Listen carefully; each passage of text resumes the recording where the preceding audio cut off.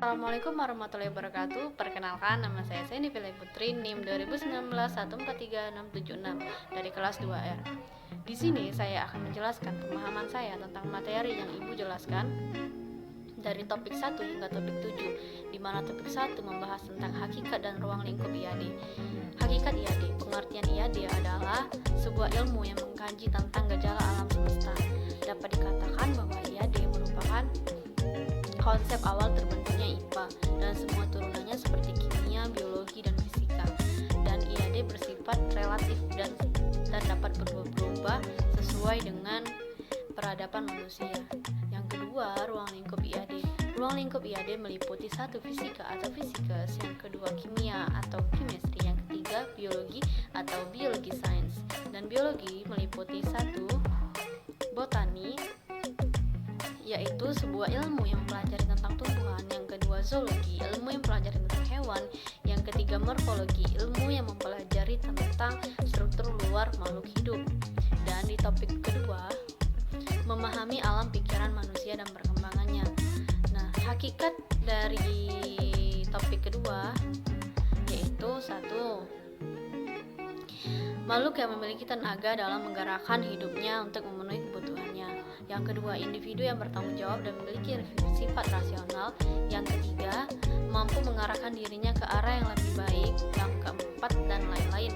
Dan sifat keingintahuan manusia sangatlah besar, sehingga manusia begitu gigih dan ingin tahu seberapa besar dari fenomena yang dilihatnya. Jadi begitu. Indikator yang kedua, menjelaskan perkembangan fisik manusia. Secara singkat dapat kita ketahui bahwa manusia berkembang secara fisik yang dilihat maupun perkembangan lainnya seperti perkembangan pikiran dari kecil hingga besar. Topik yang ketiga, memahami perkembangan ilmu dan pengembangan IPA. Indikator yang pertama, pengetahuan ilmiah. Pengetahuan ilmiah adalah pengetahuan yang didapat dan berdasarkan melalui pengamatan dan percobaan ilmiah.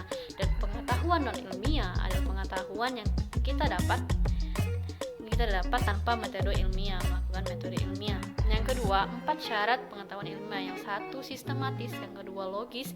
Yang ketiga, objektif. Yang keempat, prediktif.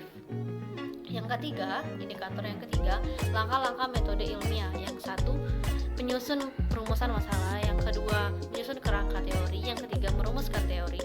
Yang keempat, melakukan eksperimen. Yang kelima, menganalisis data. 6, menarik kesimpulan. 7, mempublikasikan hasil. Indikator yang keempat, jadi perkembangan IPA sangat pesat terjadi setelah diperkenalkannya konsep fisika, kuantum, dan relativitas pada awal abad ke-20. Indikator yang kelima, ruang lingkup IPA. Yang pertama, makhluk hidup, energi dan perubahannya. Yang kedua, benda mati atau materi. Yang ketiga, bumi atau alam semesta.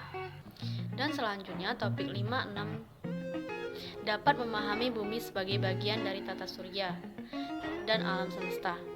Indikator yang pertama, pembentukan alam semesta. Dapat kita ketahui bahwa teori yang paling terkenal pembentukan alam semesta yaitu teori Big Bang, yaitu dentuman besar merupakan sebuah peristiwa yang menyebabkan pembentukan alam semesta berdasarkan kajian kosmologi mengenai bentuk awal dan pengembangan alam semesta. Yang kedua, pembentukan tata surya. Pada dasarnya mereka mengatakan kalau tata surya termasuk dalam gas dan debu yang berkumpul berputar menyerupai cakram, lalu berubah menjadi planet dan matahari. Yang ketiga, struktur bumi. Yang pertama, bagian paling atas disebut litosfer.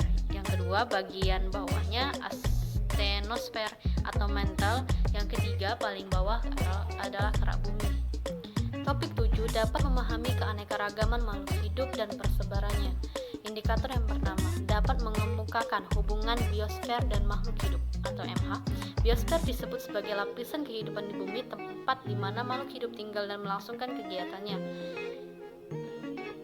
3 lapisannya yaitu 1 litosfer, 2 hidrosfer, 3 atmosfer. Indikator yang kedua, asal mula kehidupan yang terdiri dari 1 sel sebagai unit kehidupan. Yang kedua,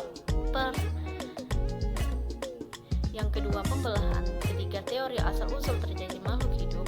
Dan indikator yang ketiga, primata atau kera. Jadi indikator yang ketiga dapat memahami perbedaan dari primata dan manusia.